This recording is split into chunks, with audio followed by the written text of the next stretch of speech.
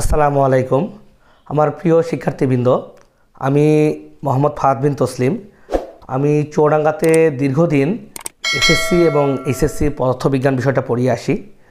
তো তোমরা যারা এবার 2025 সালে যারা এইচএসসি পরীক্ষা দিতে যাচ্ছ, মানে ইন্টার পরীক্ষা দিতে যাচ্ছ, আমি তোমাদের জন্য একটা পদার্থবিজ্ঞান কোর্স আয়োজন করেছি। এই কোর্সটিতে তোমাদের যাদের পদার্থবিজ্ঞানে এখনও যাদের সমস্যা আছে, যাদের মোটামুটি সমস্যা আছে বা যাদের অনেক ডিপলি সমস্যা আছে, মানে দেখা যাচ্ছে যে তোমাদের টোটাল সাবজেক্টটাতেই একদম শুরু থেকে শেষ পর্যন্ত মানে সব জায়গায় সমস্যা আছে, তোমরা যে কেউ এই কোর্সটি করলে আমি আশা করি উপকৃত হবা। মানে কোর্সটি এমনভাবে সাজানো হয়েছে যাদের এখনও পর্যন্ত কিছুই হয় নাই, মানে পদার্থবিজ্ঞানে তোমরা তো রিসেন্টলি একটা টেস্ট পরীক্ষা দিয়েছো এবং তার আগে তোমাদের 15 দিন আগে তোমাদের একটি টেস্ট পরীক্ষা হয়েছে, যেটা ফার্স্ট পার্টের ওপর ছিল, এবং তারপরে সেকেন্ড পার্টের উপরে তোমাদের টেস্ট পরীক্ষাটা হয়েছে। তো এইখানে তোমাদের যার যেখানে সমস্যা আছে বা যদি তোমাদের কোনো মানে প্রিপারেশনটা যদি একদমই খুবই খারাপ অবস্থায় থাকে, তবুও তোমরা এই কোর্সটিতে অ্যাটেন্ড করতে পারবা। এবং আমি মূলত এই কোর্সটিতে একদম শুরু থেকে শেষ পর্যন্ত আমি টোটাল প্রিপারেশন আমি তোমাদের রিভিউ করাই দিব আর কি। তো আমি কোর্সটি তোমাদের এই আগামীকাল শনিবার থেকে শুরু করতে যাচ্ছি, মানে 22 তারিখ থেকে তোমরা এখানে অ্যাটেন্ড করতে পারো। আমি আশা করি তোমাদের টোটাল প্রিপারেশনটা আমি তোমাদের ইন্টার পরীক্ষা শুরু হওয়ার আগে আমি কমপ্লিট করে দিতে পারবো। এবং যদি তোমাদের কারোর কোনো ডাউট থেকে থাকে, মানে আমি কীভাবে ক্লাসগুলো করাবো, এটা যদি তোমাদের একটু যাচাই করার ইচ্ছা থাকে, তাহলে তোমরা হলো আগামীকাল শনিবার দিন 11টা 15 থেকে তোমরা আমার ক্লাসটা নেওয়া হয়, তুমি ওই সময় অ্যাটেন্ড করতে পারো। এটা হলো ঠিকানাটা হলো কাঠপট্টির ভিতরে, আর এখানে আমার নাম্বার দেওয়া থাকবে, নাম্বারটাতে যোগাযোগ করলেও হবে আর কি। হ্যাঁ, তো তারপরেও তোমরা যদি আমার লেকচার যাচাই করতে চাও, আমি তার জন্য এখানে একটি স্যাম্পল ভিডিও এখানে দিচ্ছি।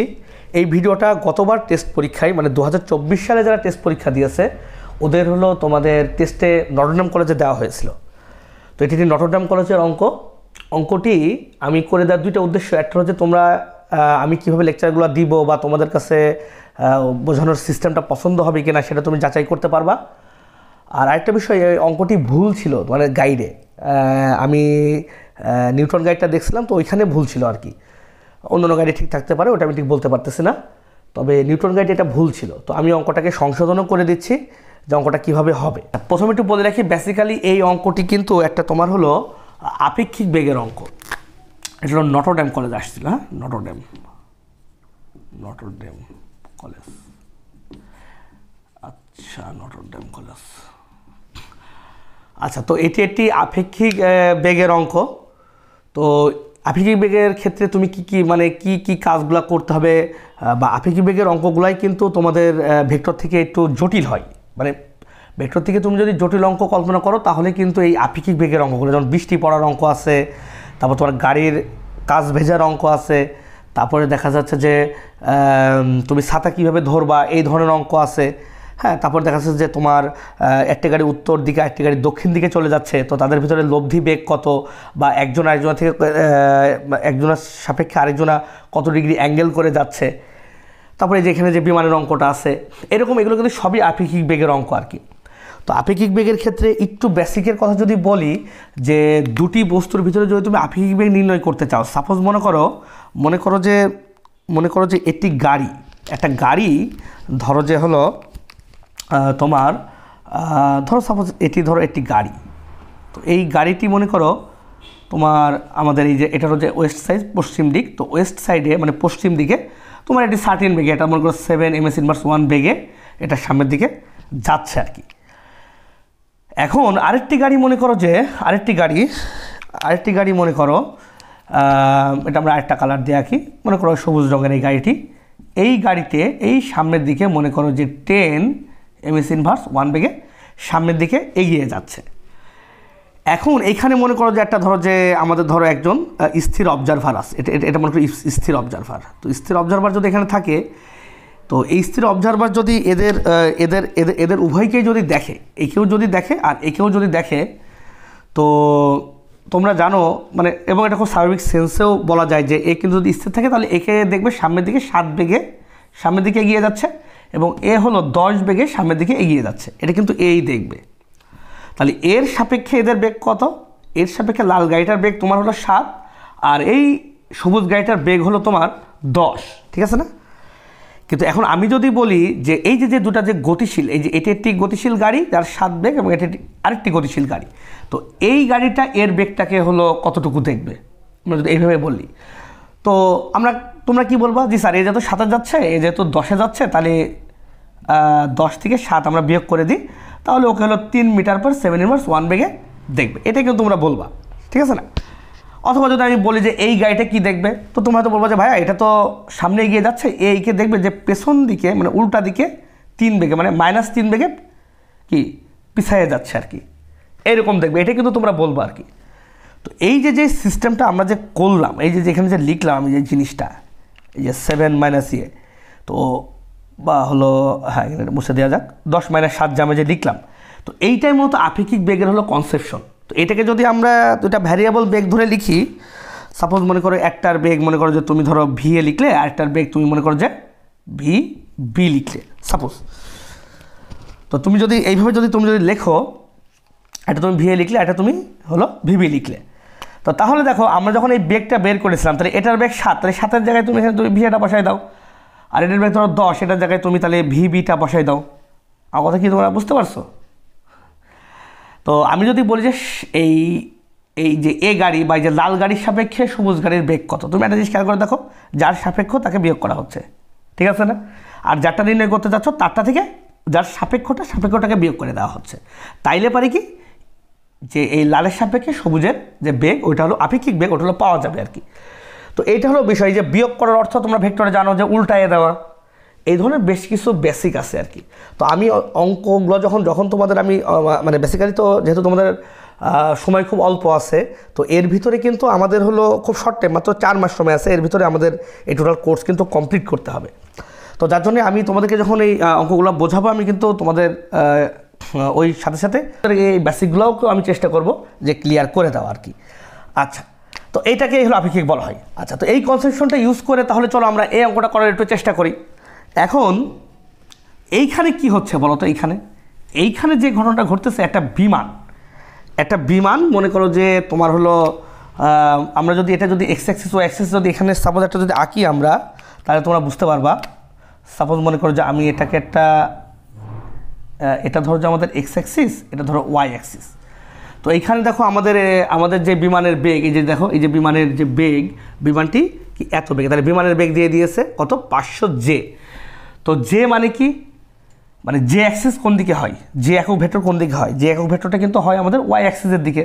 তো যেহেতু এখানে আর অন্য কোনো উপাংশ নাই বিমানে, তাহলে বোঝা যাচ্ছে যে এই বিমানটি কিন্তু একদম জাস্ট ওয়াই অ্যাক্সিসের দিকেই যাবে, ঠিক আছে না? তো এই বিমানটির দিক কোন দিক হবে? এরকমভাবে ওয়াই অ্যাক্সিসের দিকে হবে, তাই না? যেটার মান কত? 500। তো এটাকে 500 জে লেখা হয়, ঠিক আছে কি না? ঠিক আছে না? ঠিক আছে। এখন আমি যদি আচ্ছা, তাহলে এটা গেল কিসের বেগ? এটা গেল আমাদের বিমানের বেগ। এবার আসলে তোমার বায়ু, যেহেতু আমাদেরকে এখানে অঙ্কে কি বলছে, বায়ুর সাপেক্ষে বিমানটির বেগ নির্ণয় করতে হবে, তাহলে বায়ু আর বিমান এই দুটোর বেগ আমাদের জানতে হবে। তাহলে বায়ুর বেগ কত হচ্ছে? দেখো বায়ুর ক্ষেত্রে কিন্তু এখানে একটা বিষয়, এটা হচ্ছে বায়ুর বেগ দেওয়া রয়েছে, দেখো বায়ুর বেগ। তো বায়ুর ক্ষেত্রে কি হচ্ছে? বায়ুর ক্ষেত্রে কিন্তু তোমার এক্স অ্যাক্সিস বরাবর একক ভেক্টরও দেওয়া আছে, আবার ওয়াই অ্যাক্সিস বরাবর একক ভেক্টরও কিন্তু এখানে দেওয়া আছে। অর্থাৎ এটি কিন্তু এক্স এবং ওয়াই এর মানে মাঝামাঝি একটা বরাবর আর কি হবে, এটা মাঝামাঝি বরাবর হবে। মনে করো যে এই বরাবর, এটা ধরো যে তোমাদের বিমানটা, এটা হলো বিমান, সরি না, এটা হলো বায়ু, এটা হলো যে বায়ুটা, আর এটা হলো তোমার হলো বিমান। অর্থাৎ বিমানটা যাচ্ছে একদম ওয়াই অ্যাক্সিস বরাবর, আর বায়ুটা তোমার এক্স ওয়াই যদি আমরা তল কল্পনা করি, সেই তল বরাবর একটা কোণ করে যাচ্ছে। এটা আমি হিসাব করছিলাম গতকালকে, এটা 30 ডিগ্রি হয় আর কি, এটা 30 ডিগ্রি কোণ করে এক্স অ্যাক্সিসের সাথে এটা যাচ্ছে আর কি। এটা বায়ু প্রবাহ হচ্ছে ওদিক পানে। তো এখন আমাদের যেটা কাজ, সেটা হলো যে তুমি এই বায়ুর সাপেক্ষে, মানে এই যে বায়ুর সাপেক্ষে তোমাকে বিমানের বেগটা নির্ণয় করতে বলছে। সো তাহলে আমাদেরকে যেহেতু বায়ুর সাপেক্ষে বলছে, তাহলে ডেফিনেটলি তাহলে আমাদের তোমার আপেক্ষিক বেগ নির্ণয় করতে হবে। আমরা ওই যে লাস্টে অঙ্কটা দেখলাম, আমরা কি দেখছিলাম বলতো? যে আমাদের এই যে লাল গাড়ি যার বেগ 7 ছিল আর যার বেগ তোমার 10 ছিল, তো 7-এর সাপেক্ষে যখন 10-এর বেগ আমরা নির্ণয় করছিলাম, তখন আমরা কী করছিলাম বলতো? 10 মাইনাস কী করছিলাম বলতো? 7 করছিলাম, ঠিক আছে না? তাহলে দেখো যার সাপেক্ষ তাকে কি করে দিতে হয়েছিল বলতো? তার সামনে কি দিতে হয়েছিল বলতো? একটা মাইনাস দিতে হয়েছিল। মানে কি? এইখানে যে অর্থাৎ এই যে যার সাপেক্ষ তার যে ভেক্টরটা, ওই ভেক্টরটাকে কীভাবে লিখতে হচ্ছিল? মাইনাস দেওয়া মানে কি উল্টা করে লেখা, উল্টা ভেক্টর মানে বিপরীত ভেক্টর হিসেবে লেখা। তো সেটাই বেসিক্যালি এখানে করতে হবে। তো যেহেতু তোমার বায়ুর দিকে এদিকে এটাকে উল্টায় দিতে পারে, এটা এই সাইডে আসে আর কি। আমার কথা কি তোমরা বুঝতে পেরেছো? কথা বুঝতে পেরেছো? এরকম হবে। এখন এই বিমানের দিকটাকে তুমি যদি রিপ্লেস করে তুমি যদি এখানে যদি বসায় দাও, তাহলে এটা সে বিমানের তোমার যেটা তোমার হলো পাশের সমান্তরাল ভেক্টরকে তোমার স্থান রিপ্লেস করা যায়, মানে ভেক্টরের রিপ্লেসমেন্ট সিস্টেম অনুযায়ী সেটা আমরা করে দিয়েছি। আর এটা ধরো বিমানের বেগ। এখন যেহেতু বিমানটা এদিকে ছিল এই বেগে, আচ্ছা তাহলে এটা উল্টায় দিলে কী হবে বলো তো? উল্টায় দিলে জিনিসটা এমন হবে না, মাইনাস, যেহেতু এদিকে তোমার ছিল প্লাস, তাহলে এদিকে সামনেটা মাইনাস বসবে, যেহেতু উল্টানো হয়েছে, এটা √3i প্লাস 150j এরকম কিছু একটা হবে। তো আমরা এইটাকে যেহেতু বায়ু এয়ার, তাই এটার বেগকে ভিএ লিখলাম। আর যেহেতু এটা তোমার হলো প্লেন, তাই এটার বেগকে ধরো ভিপি লিখলাম। আমার কথাটা কি বুঝতে পারছো? আচ্ছা, এখন দেখো, এখন যদি আমরা এদের লব্ধি থেকে, তাহলে বোঝা যাচ্ছে যে ত্রিভুজ সূত্র থেকেও বোঝা যাচ্ছে যে এইটা এতে গেলে বা বিপরীত ক্রমে তোমার আসলে এদিকে হবে। অথবা তুমি যদি এটা আপেক্ষিক বেগ, এটাকে যদি বিমান বেগ ধরো, তাহলে বোঝা যাচ্ছে যে যেহেতু মধ্যবর্তী কোণ এইটা, তাহলে লব্ধি হয়তো এই বরাবরই কিছু একটা হবে। তো আমরা এদের যেই লব্ধি, যেহেতু বিমানের সাপেক্ষে, তো আমরা লব্ধিটাকে ভিএপি মানে বেগ, মানে প্লেনের বেগ কি এয়ারের সাপেক্ষে। তো এইটা দ্বারা আমরা এখানে এই যে লব্ধি বেগটাকে আমরা এই ভিএপি দ্বারা আমরা এটা প্রকাশ করলাম। কথাটা বোঝা গিয়েছে? এখন আমরা যদি এটা দেখে যদি আমরা, আচ্ছা তো এবার যদি আমরা যদি চেষ্টা করি যে আমাদের যে অঙ্কটা দিয়েছে এটাকে আমরা করার চেষ্টা করতেছি, তো সেক্ষেত্রে আমরা কী করব? খুব সহজ বিষয়, আমরা এখানে ত্রিভুজ সূত্রটা অ্যাপ্লাই করে দিব, ঠিক আছে কিনা? তো এখানে চলো আমার নাম যেটা ও ধরো, এটা এ ধরো, এটা ধরো বি ধরো। তাহলে ত্রিভুজ সূত্র হিসেবে কী জানে এখানে? ও এ প্লাস এ বি, তাই না? O A plus A B equals to কী হবে বলো তো? ইকুয়ালস টু আমাদের ওবি ভেক্টর, ঠিক আছে না? যেটা আমাদের লব্ধি। এখন লব্ধি ওবি এর মান কত আমাদের? এটা আমাদের হলো ভিএপি। ভিএপি আমি বড় হাতের দিয়ে লিখি আর কি, তাহলে একটু দেখতে সুন্দর লাগবে। এবি এখানে ছোটো হাতের দিয়ে ফেলছে, এ বড় হাতের দাও এখানে এপি, এটা মনে করো এ দিলাম, হ্যাঁ এ বড় হাতের। আচ্ছা, তাহলে ওবির জায়গায় ভিএপি বসাই দিচ্ছে, আর এটার জায়গায় কী বসাবো? ও এর জায়গায় কী বসাবো দেখো?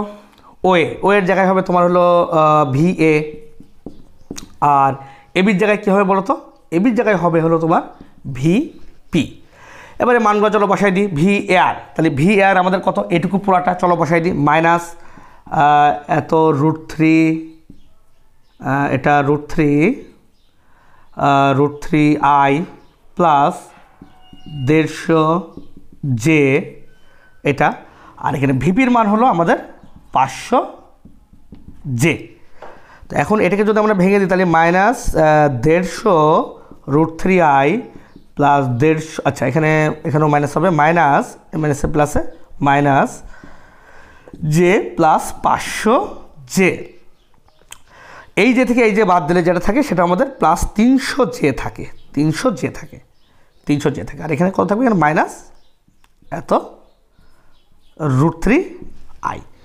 তো আমরা যদি তাহলে দেখো, আমরা এই যে বিমানের সাপেক্ষে মানে বাতাসের সাপেক্ষে বিমানের যে আপেক্ষিক বেগ, দেখো এখানে আমরা কিন্তু এটা আমরা এখানে নির্ণয় করে ফেলছি, দেখছো? এটাই কিন্তু হবে আর কি। এখন যদি বলা হয় যে, এখন দেখো এটা কিন্তু আমরা ভেক্টর রূপে নির্ণয় করছি। এখন যদি তোমাকে বলে যে তুমি মান নির্ণয় করো যে ওই বেগটা কত হবে, মানে বাতাসের উপরে তুমি যদি ভেসে থাকো স্থিরভাবে, বা বাতাসের দিকে তুমি যদি চলতে থাকো, সরি না তুমি বাতাসের দিকে তুমি যদি বাতাসের বেগে যদি চলতে থাকো, বা বাতাস যে বেগে চলতেছে, বাতাস বিমানটাকে কতটুকু বেগে দেখবে, যদি এটা তুমি মনে করো, তো তাহলে তোমাকে জাস্ট এটা জাস্ট মানটা বের করতে হবে। দ্যাটস মিন ভিএপি তোমাকে করতে হবে, এটা তোমাকে মানটা বের করতে হবে। মানের সূত্র কি তোমরা সবাই জানো, খুব সহজ, √, মাইনাস যেহেতু এটা আই, তাই আইটাকে উপরে দিচ্ছি, 150 √3 whole square plus 300 whole square. তো এটাকে স্কোয়ার করে রুট করলে তোমরা পেয়ে যাবে। আমি কালকে করছিলাম, তো দেখলাম যে এত 88 সামথিং এত MS ইনভার্স 1 এই বেগটা আর কি আসে আর কি। বুঝতে পারছো কথাটা? তো আমি এরকমভাবে আমি চেষ্টা করব যে তোমাদের যেখানে আসলে তোমাদের জটিলতা বাধে ওই বিষয়গুলো আমি একটু ক্লিয়ার করে দেওয়ার চেষ্টা করব তোমাদের, হ্যাঁ।